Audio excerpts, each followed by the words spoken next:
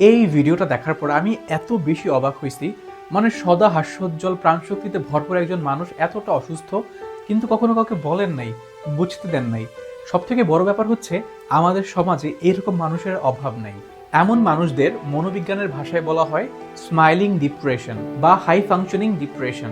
সোজা বাংলায় বাইরে থেকে তারা অনেক বেশি শক্ত, সফল এবং অনেক হাসি খুশি, কিন্তু ভেতরে ভেতরে তারা অনেক সমস্যায় জর্জরিত, অনেক কিছু নিয়ে হতাশ এবং ভেঙে পড়া মানুষ। 2018 সালে ওয়ার্ল্ড হেলথ অর্গানাইজেশন বলেছিল পৃথিবীতে প্রায় 30 কোটি মানুষ নানা বিষয় নিয়ে ডিপ্রেশনে আছে, যা তার আশেপাশে মানুষজন জানে না।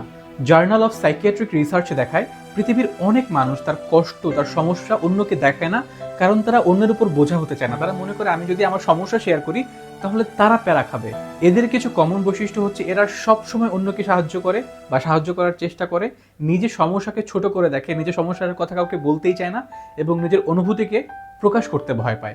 এই মানুষগুলো একেবারে ছোটবেলা থেকেই শিখে যায় নিজের কষ্ট লুকাতে, শক্ত থাকতে, অন্যকে সামনে রাখতে, আগলে রাখতে। কিন্তু সমস্যা হচ্ছে যেই মানুষটা অন্যকে হাসাতে চায়, অন্যকে বাঁচাতে চায়, সাহায্য করতে চায়, সেই মানুষটা নিজের হাসির কথা, নিজের বাঁচার কথা ভুলে যায়। That's the main problem. Share this video যদি আপনিও এইরকম একজন মানুষ হন। আর রিকোয়েস্ট, নিজের হাসার কথা, বাঁচার কথা আর সুস্বাস্থ্যের কথা মনে রাখবেন। ধন্যবাদ।